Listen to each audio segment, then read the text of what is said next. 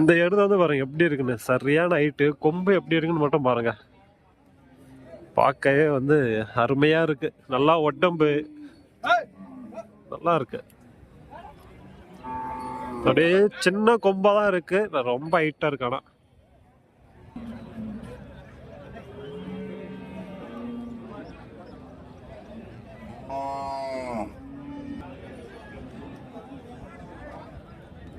என்ன பல்லு அது? கடமுளப்பா.